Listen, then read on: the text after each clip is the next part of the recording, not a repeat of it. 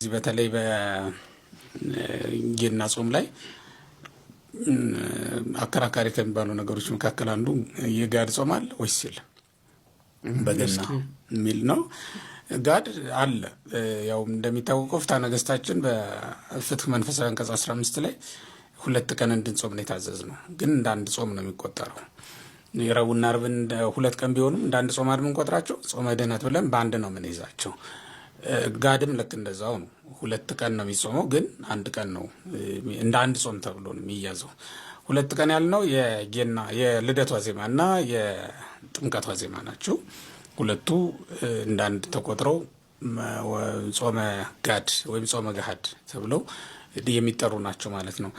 በነገራችን ላይ ልብ የማይሉት ነገር ጋድ በገና ጾም ላይ ምን ያደርጋል? ጾም እኮ ነው እስከ መጨረሻው። ስለዚህ የለም ብለው የሚያስተምሩ ሰዎች ልብ ያላሉት ነገር ቢኖር ምን መሰለህ፣ ጋድ ባይኖር ኖሮ ልደት፣ ረቡዕ ይዋል ዓርብ እንጾማለን እንጂ አንበላም ነበር። ይሄ ደግሞ በሌሎቹ ጋድ በሌላቸው አጽዋማት እናውቀዋለን። የፍልሰታ ጾም ለምሳሌ ረቡዕ ቢውል ውለን ነው የምንቀድሰው፣ ጾመን ነው የምንውለው። የእመቤታችን የትንሣኤ በዓል ነው ዛሬ፣ ደስታችን ነው፣ እናከብራለን፣ እንበላለን አንልም። ለምን? ጋድ የለውም።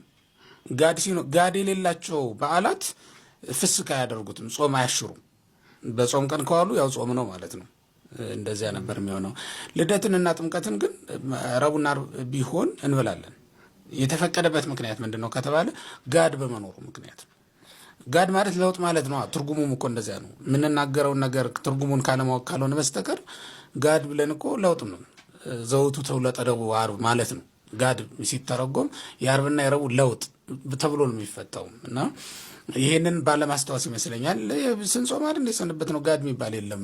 ይሄ እንዳለ በጠቅላላው የገና ጾም የልደት ጾም ተብሎ ነው የሚጠራው ብለው የሚያለባብሱት የሚያልፉት ሰዎች ስላሉ ነው። ጋድ አለ።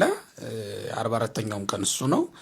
ምናልባት አንዳንዴ በ28 ሲሆን በ28 ሲሆን ጋድ ለብቻው ላይቆጠር ይችላል። ልክ ረቡዕና ዓርብን አብረን እንቆጥራቸው የለ።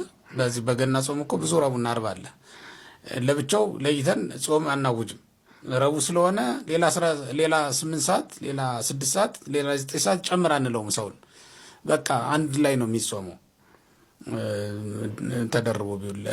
በዓለ ማርያም እሑድ ቀን ቢውል ሰኞ ስለ እመቤታችን ለብቻ አክብር ልንለው አንችልም። አንድን ሰው በቃ እሑድ ቀን ውሏል፣ ሰንበትን አርፎ ውሏል ሰውየው፣ በቃ በቂ ነው። ልክ እንደዚያ ነው ይሄም የሚታየው። አብሮ ተጾሟል። መጨረሻው ቀን 43ኛው ቀን ጋድ ነው ብለን እናምናለን። ይህንን በማሰብ አንዳንዶቹ ያው በጎ እሳቤ ነው፣ ግን በቀኖና እስካልተወሰነ ድረስ አወዛጋቢ ስለሚሆን ብንተው ይሻላል ብለን ነው። ወደ 14 ቢመጣ ጾም ብሎ የሚያስቡ ሰዎች አሉ። አሁን የልደት ጾም መነሻው 15 ነው አይደል? ህዳር 15 ይጀምራል።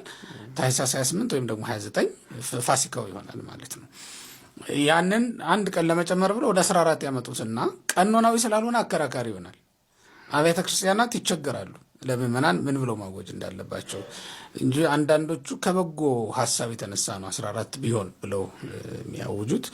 ሆኖም ግን ቀኖናዊ የሆነውን ብቻ ብንይዝ ለአከራካሪነቱ ምኑም ይጠፋልናል፣ ከክርክር ነፃ እንሆናለን። ስለዚህ በ15 እንጀምራለን፣ በ28 ወይም ደግሞ በ29 መጨረሻውን እናደርጋለን በሚል ነው እንግዲህ የምንይዘው ማለት ነው።